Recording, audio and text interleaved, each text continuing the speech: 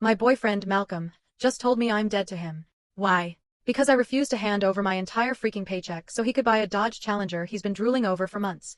And I mean my whole paycheck, every dollar I make as a pharmacy technician. I'm not exactly making bank, but it's my money, earned by working 40 hours a week, wrangling with insurance companies and irritable customers who act like I personally set the price of their prescriptions. But that's not even the craziest part. This absolute fool went online and crafted a viral post calling me a broke gold digger, which is the most backward logic I've ever heard, since he's the one demanding my cash. Now half the internet is convinced I'm some horrible girlfriend crushing her man's dreams. The post blew up on Facebook and Instagram, and now my coworkers have seen it.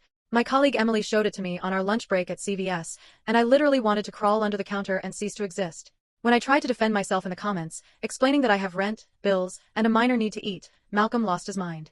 He called me while I was restocking shelves and told me to delete my comments immediately and stop making him look bad, or he'd start leaking our private text messages.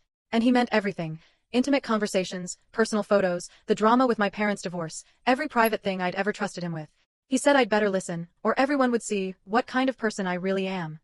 The pure rage I felt, standing there in my scrubs trying to keep my voice down so customers wouldn't hear me having a meltdown next to the blood pressure machine. Who does that? Who threatens the person they claim to love with total humiliation as a negotiating tactic? I had to excuse myself to the employee restroom and just stood there shaking. Then his mother, his freaking mom, had the nerve to message me on Facebook, saying I brought this on myself by not being a supportive partner. She sent a whole paragraph about how a real woman sacrifices for her man and how disappointed she is in me. Lady, your 32-year-old son is throwing a tantrum because his girlfriend won't go bankrupt for his midlife crisis mobile. Barbara actually had the audacity to tell me that when she was my age, women knew how to put their men first. Ma'am, this is 2025, not 1955.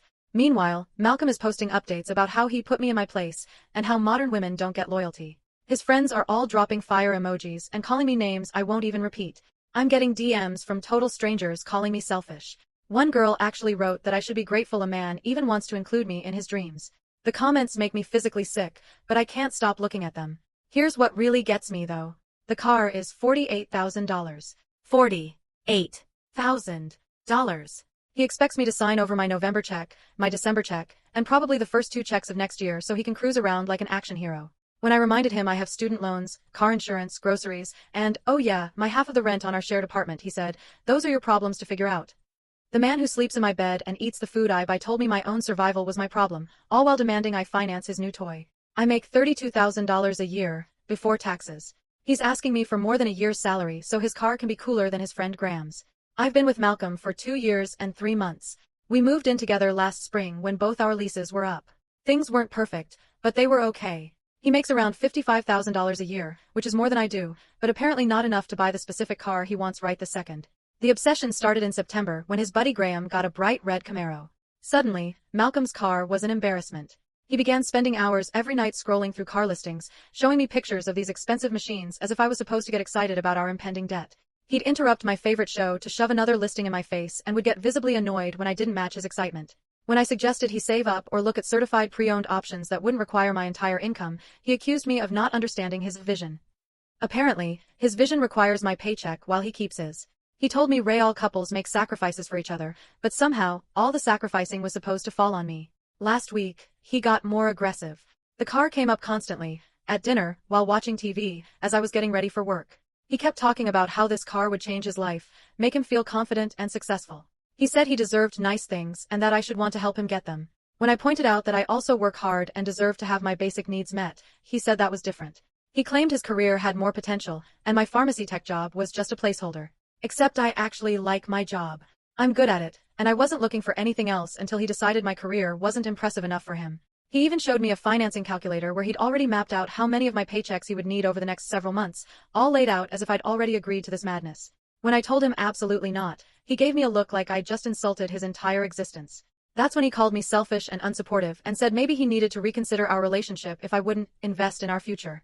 A future that apparently consists of him in a cool car while I survive on ramen for 6 months. I tried to explain that my student loan payments alone are $400 a month, and if I don't pay my car insurance, I can't drive to the job he wants me to give him the money from. He just said I was making excuses and not thinking creatively. His creative solution was for me to ask my parents for money or sell my belongings. My parents, who are not wealthy, already help me with my loans when things are tight. And what stuff am I supposed to sell? My furniture? My work clothes? But honestly, after the threats, the public shaming, and his mother joining in like some kind of tag team from hell, something inside me just snapped. I'm not the same girl who was trying to be understanding yesterday. He stomped all over a line I didn't even know I had. Malcolm thinks he has me backed into a corner with his social media campaign and his threats. He thinks I'll cave and hand over the money just to make it stop. First update. I said Malcolm had no idea what was coming, but it turns out, neither did I, because this morning was a complete nightmare. I'm at Wegmans doing my weekly grocery run around 10 a.m., trying to stick to my budget because somebody thinks I have money to burn. As I'm loading bags into my car, I hear a voice behind me say, well, if it isn't the selfish girlfriend who won't support her man. I turn around, and it's Barbara, Malcolm's mom, arms crossed, with a fake sweet smile that doesn't reach her eyes. I knew this was not going to be good. She launches into this tirade about how she raised Malcolm to expect better from women and how disappointed she is in me. Right there in the parking lot, she's telling me a real woman would find a way to make her man's dreams come true, not make excuses about bills. I tried to calmly explain my financial responsibilities, but she cut me off, saying Malcolm told her I was being dramatic and that if I really loved him, I'd figure it out. Then she said something that sent a shock of pure rage through me. Maybe you're not the right kind of girl for my son if you can't even do this one thing for him. The audacity. I told her Malcolm's financial planning wasn't my problem and that since he makes more money, maybe he should save up like an adult. That's when she got nasty, saying I was clearly raised wrong and didn't understand relationships. She actually said my parents obviously didn't teach me proper values. Bringing my parents into this was a whole new level of insane. I shot back that my parents taught me to be independent and not let people take advantage of me, which sounded like pretty good values. Her face turned red, and she said that attitude was the problem with my generation. Then, it got crazier. She pulls out her phone and starts reading the nastiest comments from Malcolm's post out loud to me, like they were proof she was right. I asked if she thought it was okay for her son to publicly humiliate me, and she said, sometimes men have to take drastic measures to get through to stubborn women. She said he was just trying to teach me better. Teach me better? I told her threatening to leak private messages isn't teaching, it's emotional abuse. She just laughed and said I was being dramatic. She insisted that if I loved him, I'd want him to be happy, even if it meant a temporary inconvenience for me. That's what she called me not being able to pay for food or rent. Then she told me that when she was engaged to Malcolm's father, she gave him money for a motorcycle, even though it meant moving back in with her parents. She said that's what women do. I pointed out that she was talking about a fiancé, not a boyfriend of 2 years, but she was lost in her own logic. It got weirder when she started talking about how a man's self-esteem is tied to having nice things and that I should want to contribute to his success, not hold him back. The point, she said, wasn't about the money, it was about proving I was a supportive partner. But then came the real bombshell. She told me Malcolm had been complaining to her for months that I wasn't ambitious enough and that he was questioning if I was girlfriend material. So, this wasn't new. He'd been building a case against me with his mother for months. The car demand wasn't about a car. It was a loyalty test. I told her I didn't appreciate being judged behind my back, and if he had a problem, he should have talked to me, not run to his mommy. That set her off. She started raising her voice, telling me I was going to lose him if I didn't change my attitude. She said he had options. I finally told her that any man who threatens and humiliates his girlfriend isn't worth keeping. By the end, she was practically yelling at me, grabbing my arm as I tried to get in my car, warning me that Malcolm was going to call and I'd better have the right answer. This is your last chance, she said. The threat was clear. Comply or he's gone. But at this point, gone was starting to sound like a pretty great option. Sitting in my car, I realized they both see this as my problem. In their world, I'm the villain for having boundaries, and Malcolm is the victim because he didn't get what he wanted. My survival is less important than his satisfaction. Second update. I got home from Wegmans, and sure enough, my phone rings. It's Malcolm. Part of me wanted to ignore it, but after that parking lot ambush, I was kind of in the mood to watch him dig himself into an even deeper hole. He starts off all fake casual, asking how my day is. I cut right to it. Did you send your mother to ambush me, or was that her own brilliant idea? He got defensive, saying she was just concerned, and thought hearing from another woman might help me understand how relationships work. The condescension was infuriating. I told him sending his mommy to lecture me in a parking lot wasn't helping. It was showing me exactly who he is. He then launched into a speech about how my reaction was the problem and that I didn't grasp how important this car was to his future success. I asked how a Dodge Challenger was going to improve his job performance, and he accused me of being obtuse and having a limited mindset. The manipulation was so pathetic I almost laughed. This grown man was using tired guilt trips to convince me that demanding my rent money was reasonable. Normal boyfriends don't hold your privacy hostage for cash. But then he told me he'd talked to his friends, and they all agreed I was being selfish. He said Graham's girlfriend, Emily, helped with their car's down payment because she understood that his success was their success. I pointed out they're engaged and probably had a conversation about it, but he just said that was his point. Real couples make these kinds of investments.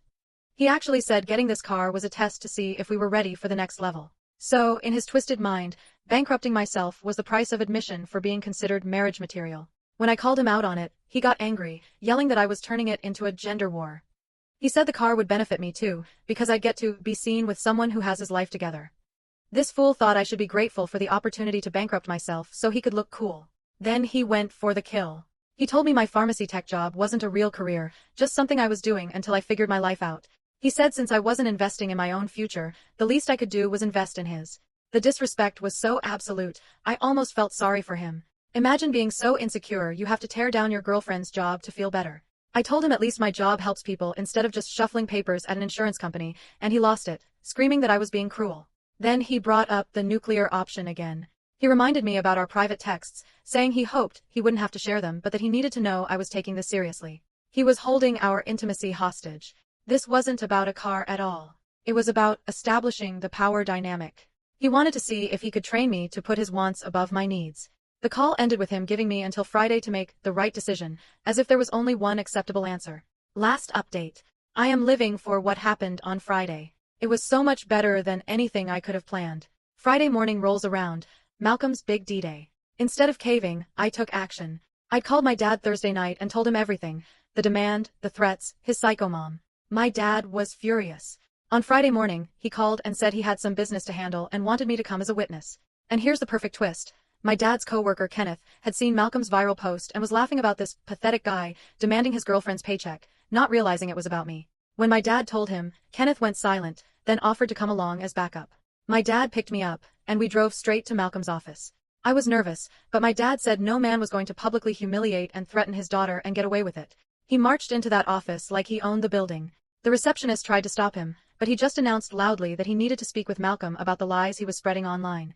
Half the office heard. Malcolm came out, saw me behind my dad, and his face went white. My dad didn't waste a second. Are you the one who demanded my daughter's paycheck and then called her a gold digger online? Malcolm started stuttering about misunderstandings, but my dad cut him off. There's no misunderstanding a grown man demanding his girlfriend's rent money for a toy car and then crying on the internet when she says no. The entire office was watching. My dad's voice was level but carried as he asked Malcolm what kind of man threatens a woman for not bankrupting herself for him. Malcolm tried to say this was a private matter, and my dad shot back, "You made it public when you posted it on social media for strangers to call my daughter names." Then my dad really let him have it. He said he raised 3 daughters and never had to teach them that real men don't beg for money, send their mommies to fight their battles, or throw tantrums. He asked if Malcolm's own father would be proud of the pathetic excuse for a man he'd raised. Malcolm was turning purple. My dad looked at his coworkers and asked if they'd ever seen a man who expected his girlfriend to pay his bills so he could buy cars. "Where I come from," he said, "men provide for their families. They don't leech off them and then abuse them." The humiliation on Malcolm's face was a masterpiece. You could see his reputation shattering in real time. Then my dad dropped the ultimatum. He told Malcolm he had until midnight to get every single thing he owned out of my apartment, and whatever was left was going in a dumpster Saturday morning. Malcolm started panicking about finding a new place, but my dad just said, "Not our problem. Maybe your mommy can take you in." Then my dad did something I will never forget. He pulled out his phone and said that since Malcolm loves handling problems publicly, he could make a public apology right now. Malcolm begged him not to record, saying his job was on the line. But my dad was already filming. He told Malcolm he could either explain to everyone why he thought financial abuse was okay, or he could apologize for being a lying, manipulative coward. The office was dead silent. Malcolm looked at his coworkers staring at him, and he just broke. He started sobbing, saying he was sorry, that he'd made terrible mistakes, that he didn't deserve me. My dad told him to be specific about what he was apologizing for: the financial manipulation, the public humiliation, the blackmail. So there was Malcolm, sobbing in front of his entire office, admitting on camera that he tried to bully and threaten his girlfriend into funding his car. It was the most pathetic thing I've ever seen. This grown man, who'd acted so powerful all week, completely crumbling the second someone actually stood up to him. His co-workers just stared at him like he was insane. And honestly, who could blame them?